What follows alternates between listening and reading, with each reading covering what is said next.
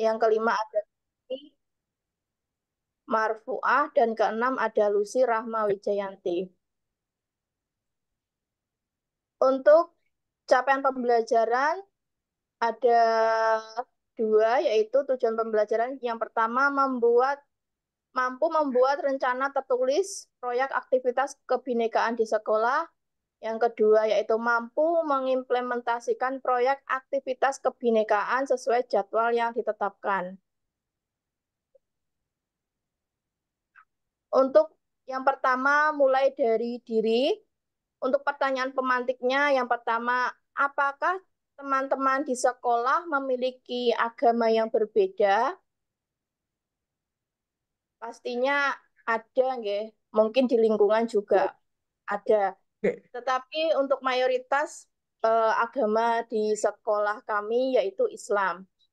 Yang kedua, pertanyaan pemantiknya yaitu di lingkungan sekolahmu ada tempat ibadah apa saja? Mungkin di lingkungan sekolah anak-anak ada yang selain masjid ada gereja, ada kelenteng dan lain-lainnya. Untuk pertanyaan pemantik yang ketiga, ada berapa macam suku yang ada di lingkungan sekolahmu?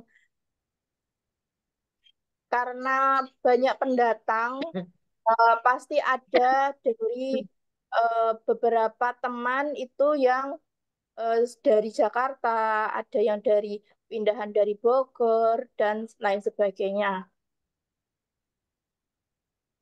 Untuk aktivitas yang pertama yaitu guru dan murid menyebutkan macam-macam agama yang dianut.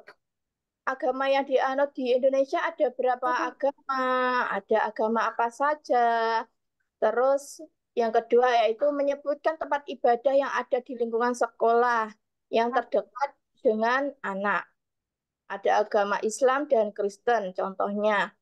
Yang ketiga yaitu guru mengajak anak mengamati macam-macam tempat ibadah dengan alat peraga. Ada tempat ibadahnya agama Hindu, agama Buddha, ada agama Kristen, dan agama Islam. Yang keempat, murid mengamati dan mengenalkan macam-macam suku yang ada di lingkungan sekolah. Ada suku apa? Oh, ada suku Jawa. Melalui poster bisa atau melalui alat peraga atau gambar yang telah disediakan bu guru. Yang selanjutnya yaitu refleksi. Setelah kegiatan yang dijelaskan, yang telah dilakukan satu hari itu untuk refleksi kepada anak-anak. Anak-anak tadi belajar apa ya hari ini? Oh iya Bu, tadi kita belajar tentang agama yang ada di Indonesia. Kita belajar tentang suku yang ada di Indonesia, tentang tempat-tempat ibadah, seperti itu.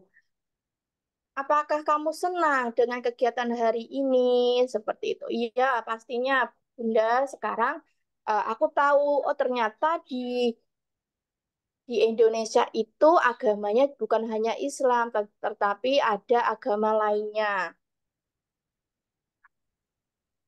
Yang pertama ada konsep satu, mengimplementasikan toleransi di sekolah, budaya kelas. Yang pertama ada manajemen sekolah yang tertata dengan baik. Yang kedua metode dan bahan ajar yang selalu menyelipkan nilai-nilai perdamaian.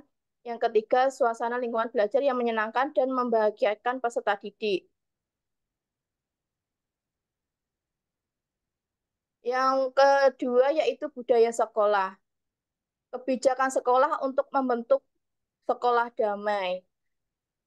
Mungkin Bu Lucy bisa saya untuk dibantu contoh budaya sekolah. Yang pertama, kebijakan sekolah untuk membentuk sekolah damai itu seperti apa?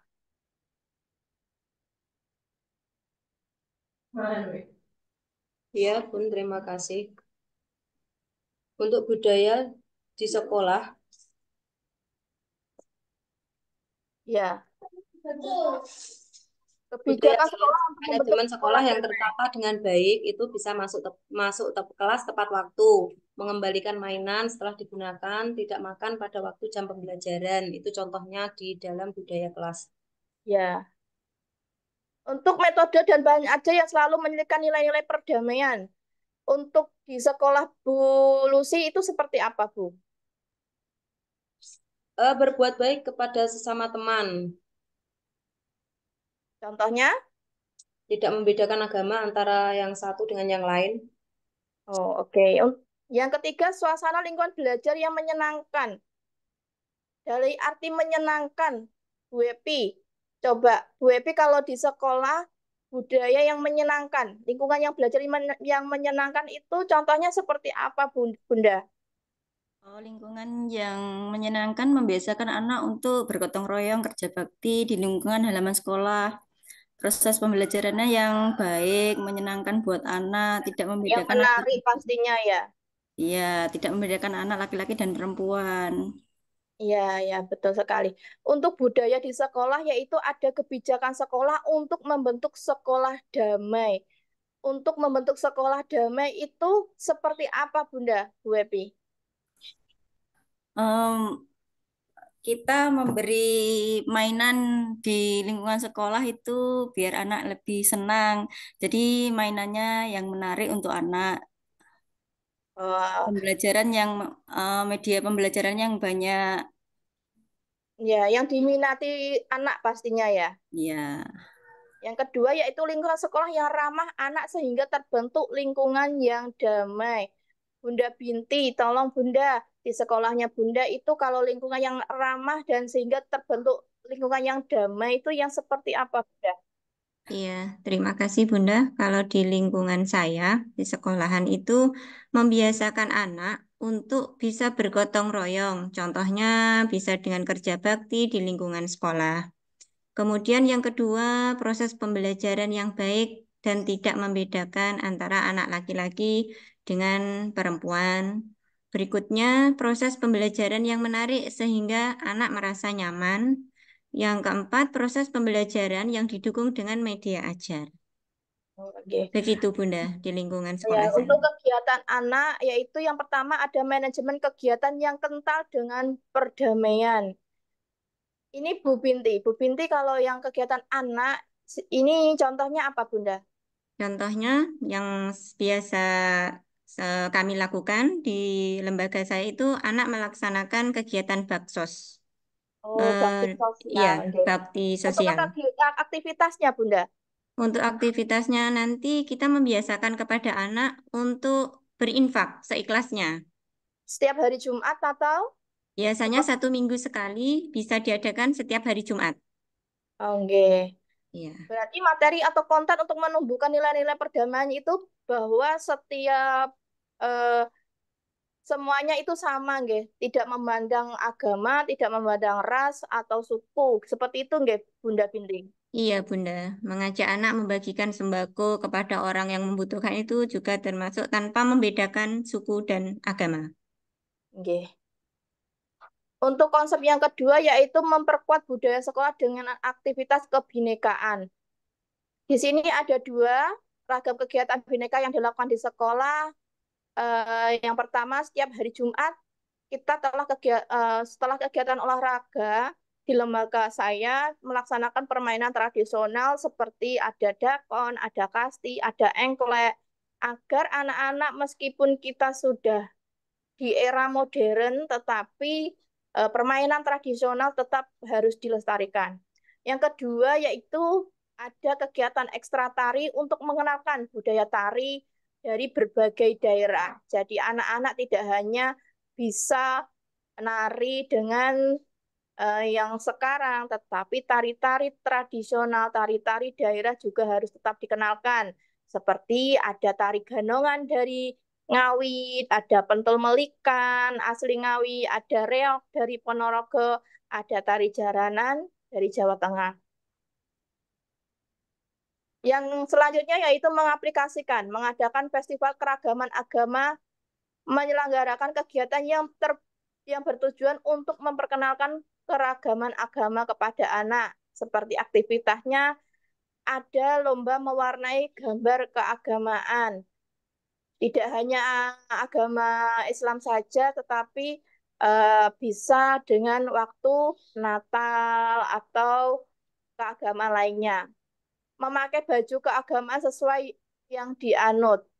Yang ketiga, kegiatan saling berbagi seperti infak atau zakat saat eh, hari besar agama Islam. Yang keempat, ada kegiatan tukar kado. Biasanya kalau Natal itu ada kegiatan tukar kado seperti itu. Yang selanjutnya evaluasi dan penutup. Monggo Bunda Lucy, saya bisa dibantu untuk evaluasi dan penutup.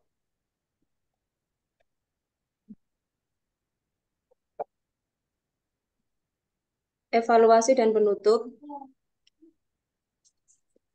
Yang pertama yaitu sekolah mengenalkan dan membiasakan anak untuk bertoleransi dengan orang lain. Yang kedua, beragam agama dan budaya menjunjung solidaritas dan gotong royong. Untuk yang ketiga, menjunjung tinggi sikap saling menghargai sesama. Yang keempat, menumbuhkan jiwa nasionalisme pada anak. Dan untuk yang kelima, mempererat tali persaudaraan. Untuk yang keenam, yaitu menumbuhkan rasa kasih sayang antar umat beragama. Terima kasih teman-teman. Berikut presentasi dari kelompok 4. Terima kasih Bapak. Terima kasih Ibu dari kelompok 4. Eh, Berikutnya coba kelompok 5. Kelompok 5 dulu. Yang tadi belum kelompok berapa ya? Kelompok yang belum serta kelompok 3.